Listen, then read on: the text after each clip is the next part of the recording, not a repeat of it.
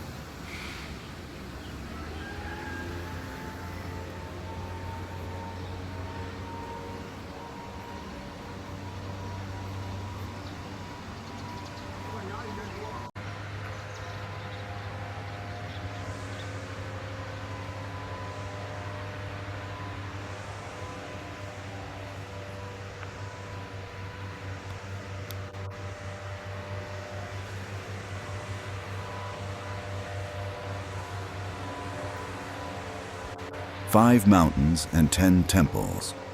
Then came the Southern Song dynasty. Zen Buddhism had developed an extensive network of major monasteries. Among them was the famous system known as the 5 Mountains and 10 Temples. Shuanglin was included among the important temples of this system according to local historical records. This was an important moment. Shuanglin was no longer simply a local temple in Yiwu. Its name had entered the wider world of Chinese Zen Buddhism, from China to Japan. And then something remarkable happened. The story of Shuanglin began moving beyond China. Over the centuries, monks connected with Shuanglin traveled overseas, particularly to Japan. Japanese monks also came to China to study Buddhist teachings. Among the figures associated with Shuanglin was Mingji Chujun, whose later influence reached Japan and contributed to cultural exchange between the two countries. Another important figure was the Tang Dynasty monk Wu Yun Tong. According to Yiwu's historical records, he traveled to Vietnam and became an important figure in the development of Vietnamese Zen Buddhism. So the story of this temple is not confined to one mountain. Its cultural connections reached across the East Asian world, from Yiwu to Japan, from Yiwu to Vietnam. Ideas traveled with the monks, texts traveled with the teachers, and traditions crossed the sea. The temple through war and destruction. But history is never only a story of prosperity. Shuanglin suffered repeated destruction and rebuilding throughout its long existence. Fire, war, political upheaval, time, again and again, the temple was damaged, and again it returned. Local historical records describe Shuanglin as a temple that repeatedly suffered destruction yet continued to revive. There is something deeply symbolic about that. A building can burn, a roof can collapse, a courtyard can disappear, but an idea can survive. And Shuanglin's greatest legacy may not be its architecture. It may be the tradition that refused to disappear. The Lost Temple. By the 20th century, Shuanglin had entered another difficult chapter. During the Great Leap Forward period, the historic temple was destroyed. The ancient complex that had survived for more than 1,000 years was largely lost. For a place that had witnessed 15 centuries of Chinese history, this was an extraordinary transformation. The halls disappeared. The old courtyards disappeared. The generations of monks were gone, and the once great temple became a memory.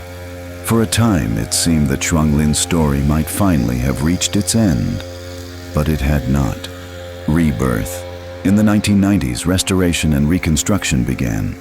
Slowly, Shuanglin started to return. New buildings appeared. Traditional architectural forms were recreated.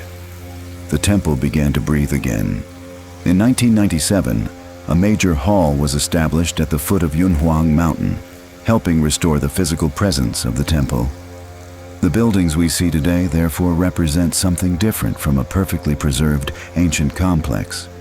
They are part of a modern revival of an ancient religious and cultural site. The original temple may have been lost, but the memory of Shuanglin survived, and that memory became the foundation for its rebirth. Walking through the temple today, when you approach Shuanglin Temple, the atmosphere feels remarkably different from the crowded streets of Yiwu. The air is calmer. The trees move gently in the wind. The sound of traffic becomes distant. Beside the pathway, the landscape opens toward the water. The sky is often soft and gray, and the ancient-style entrance gate stands quietly against the trees. There is no rush here, no need to hurry. Every step becomes part of the experience. The stone beneath your feet, the sound of leaves moving overhead, the faint calls of birds somewhere beyond the trees, the smell of damp earth after rain. For a moment, the modern world feels very far away, a small companion. And then, unexpectedly, this journey takes a completely different turn. A small cat appears. At first, it simply watches. It looks at me from a distance. Then it takes a few steps closer. I continue walking. The cat follows. I stop. It stops. I walk again, and once again it follows. Soon, it feels almost as if this little animal has decided to become my guide. Through the quiet pathways, past the trees, along the temple grounds, the cat walks beside me. Sometimes it disappears for a moment. Then suddenly, it appears again, almost as if it is making sure I haven't left. There is something strangely beautiful about that moment. In a place that has witnessed emperors, monks, scholars, and pilgrims for more than 1,000 years, my unexpected companion is simply a small temple cat, and somehow it makes the ancient place feel even more alive.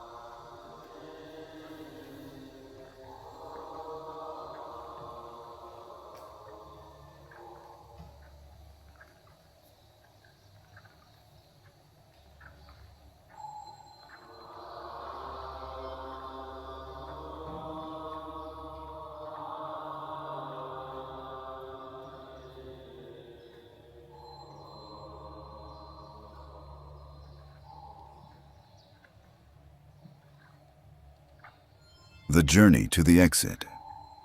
Eventually, the journey comes to an end. The pathway that brought me into Shuanglin slowly leads me back toward the entrance. The temple becomes quieter behind me. The trees sway gently. The water remains still, and the cat is still there. The same little companion that greeted me at the beginning has followed me almost all the way to the exit. For a moment, I look back. The temple stands quietly beneath the mountain. No crowds, no noise, only the wind, the trees, and the distant sounds of nature. It feels less like leaving a tourist attraction, and more like saying goodbye to a place that has briefly allowed you to enter its world. The mountain, the water, and the temple. As we continue walking through Shuanglin, one thing becomes increasingly clear. This temple was never separated from its landscape. The mountain is part of the story. The water is part of the story. The trees are part of the story. And even the silence is part of the story. Yunhuang Mountain rises quietly behind the temple. Its slopes are covered with vegetation, creating a natural backdrop for the buildings. In front of us, the water stretches calmly across the landscape. When the wind becomes still, the surface of the reservoir almost becomes a mirror. The roofs of the temple, the trees, and the sky seem to come together in the reflection. It is easy to understand why religious communities were attracted to landscapes like this. Mountains offered solitude, water offered life, forests created protection from the outside world, and silence created a space for contemplation. Here, nature was not simply the background. Nature was part of the spiritual experience. The meaning of Shuanglin. Even the name of the temple carries an interesting image. Shuanglin can be understood as twin woods or double forest. The name evokes the relationship between the temple and the natural landscape surrounding it. Imagine arriving here centuries ago. There would have been no modern road, no signs telling visitors where to go, no buildings visible from a distance, only a mountain path leading through the forest. As you walked deeper into the trees, the first sound you might have heard would not have been a human voice. It would have been the wind, then perhaps the ringing of a distant temple bell. And finally, through the trees, the first glimpse of the temple roof. A quiet structure appearing from the forest. That first glimpse must have been very different from the experience of arriving here today.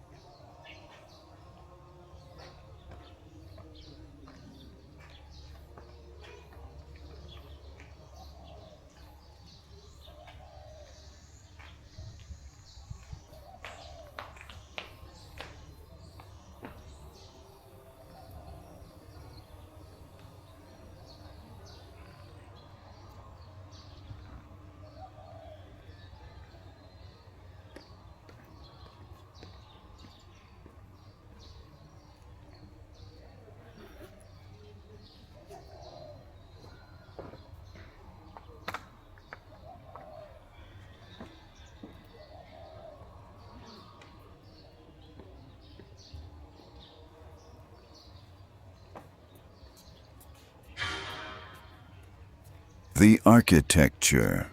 The architecture of a traditional Chinese Buddhist temple is rarely accidental. Every entrance creates a transition.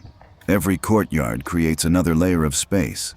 Every hall has its own purpose, and the movement from one building to another gradually separates the visitor from the outside world. The large roofs extend outward, protecting the walls from rain and creating deep shadows beneath the eaves. Wooden structural elements carry the weight of the roof. Decorative details draw the eye upward, and the repeated symmetry creates a sense of order. When you stand in the courtyard, look carefully at the roofline.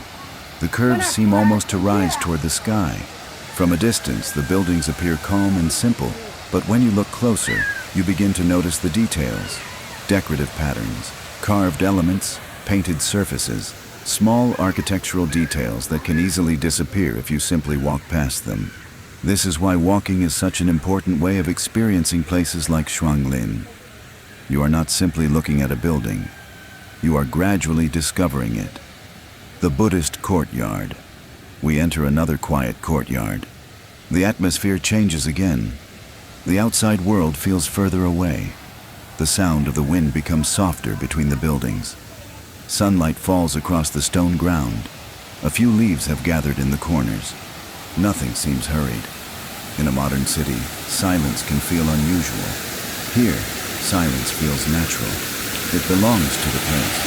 For generations of monks, courtyards like these were not simply architectural spaces. They were places for walking meditation, conversation, study, ritual, and daily life. A temple was not simply somewhere people visited. It was somewhere people lived. Few dashi and the idea of harmony. To understand Shuanglin, we have to return once again to Fu Dashi. His importance lies not only in the founding traditions of the temple. His legacy also reflects an important characteristic of Chinese Buddhism. Buddhism arrived in China from India, but once it entered Chinese society, it did not remain unchanged. It interacted with Chinese philosophy, literature, social customs, and existing traditions. Confucian ideas emphasized social responsibility and relationships. Taoist thought explored harmony with nature and the underlying order of the universe. Buddhism brought its own ideas about suffering, compassion, meditation, and liberation. Over centuries, these traditions interacted with one another. Shuanglin became associated with this broader cultural conversation, not necessarily because every teaching became identical, but because Chinese civilization developed ways for different traditions to exist alongside one another. This is one of the deeper stories hidden behind the stones and buildings of Shuanglin, a center of knowledge. Ancient Buddhist temples were also centers of knowledge. Monks studied texts, manuscripts were copied, commentaries were written. Teachers passed knowledge to students. Travelers carried teachings from one temple to another. In a world without printing presses as we know them today, preserving a Buddhist text required enormous effort. A single manuscript could take hours, days, or even much longer to reproduce. Every character had to be carefully written. Every page represented human labor, and every temple that preserved those texts became a small library of civilization. Shuanglin's connection with the tradition of the rotating sutra repository associated with Fu Dashi is part of this larger history of preserving and transmitting Buddhist knowledge. The Iron Pagoda. And now we come to one of the most fascinating remnants of Shuanglin's past, the Iron Pagoda. Unlike the wooden and brick structures commonly associated with Chinese pagodas, this one was made from cast iron. Its origins date to the later Zhou period, around the 10th century, more than 1,000 years ago. Think about that. At a time when metalworking required extraordinary skill, craftsmen were creating architectural forms from molten iron. The material had to be heated, poured into molds, cooled, removed, and assembled. Every decorative detail required precision. Every piece had to fit. And somehow, more than 1,000 years later, part of that work still survives. Faces from 1,000 years ago. Look closely at the decorative elements of the pagoda. You can find Buddhist imagery, figures, patterns, floral motifs, architectural details. These are not simply decorations. They are messages from another age. The craftsmen who created them are long gone. The people who commissioned the pagoda are long gone. The monks who once walked around it are gone. But their work remains. The iron has survived. And through it, we can still see something of the artistic imagination of medieval China. It is one of those rare moments when an object becomes more than an artifact. It becomes a witness.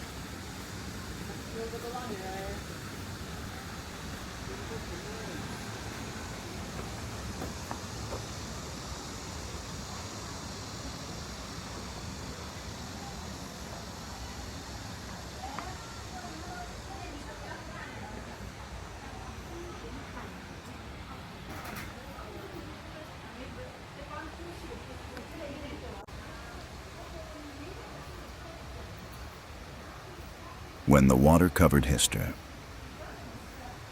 Then imagine the landscape changing completely. The old temple disappears. Buildings are demolished. The landscape is transformed. Water begins to cover the ancient site. Courtyards disappear. Foundations disappear. Paths disappear. What had been visible for centuries is suddenly hidden beneath the surface. The water becomes a curtain. Beneath it, the remains of the old temple wait in darkness. Years pass. Decades pass. A new generation grows up without seeing the old complex. For most people, the ancient temple becomes something that belongs to memory. When the water went away, and then, unexpectedly, history returned. In 2012, the reservoir was drained during work related to the dam. Slowly, the water level dropped. The hidden landscape began to appear. First, the mud, then stones, then foundations, then the outlines of structures that had been hidden for decades. Archaeologists entered the exposed site. They began documenting what remained, measuring, photographing, recording. Piece by piece, the ancient temple began telling its story again. It was almost as if the mountain had opened an old book and allowed people to read one more chapter. History beneath our feet. Today, when we walk around this landscape, it is easy to focus only on what we can see. The modern buildings, the restored halls, the trees, the water. But beneath our feet lies another landscape, a much older one. Foundations, archaeological remains, layers of construction, evidence of different periods, evidence of destruction, evidence of rebuilding. Every layer tells us that Shuanglin was not created once, it was created repeatedly. Each generation added something, each generation left something behind, and eventually the landscape itself became an archive. The sound of the wind. Let's stop for a moment. No music, no narration. Just listen. The wind moves through the trees. Leaves touch one another. Somewhere nearby, a bird calls. The water moves gently against the shore. And beneath all of these sounds is something almost impossible to describe. Stillness. This is perhaps the most beautiful part of Shuanglin. Not a monument, not a famous statue, not a spectacular view, but the feeling of standing somewhere where the modern world has become quiet. Sometimes the most powerful historical places are not the loudest ones. They are the places that make you stop talking.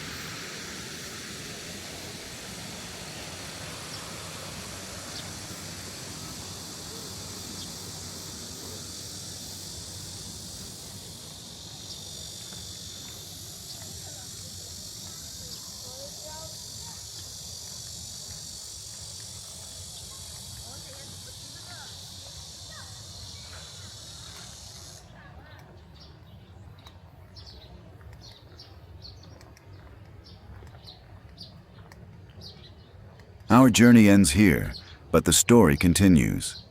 Every street we walk, every place we discover, and every culture we experience becomes part of a greater journey around the world. Thank you for walking with us. If you enjoyed this journey, don't forget to like the video, subscribe to our channel, and follow WOLFKING WALK for more adventures around the world. Turn on notifications and join us on our next journey. Until the next adventure, keep exploring, keep discovering, and never stop walking. WOLFKING WALK. Discover every story.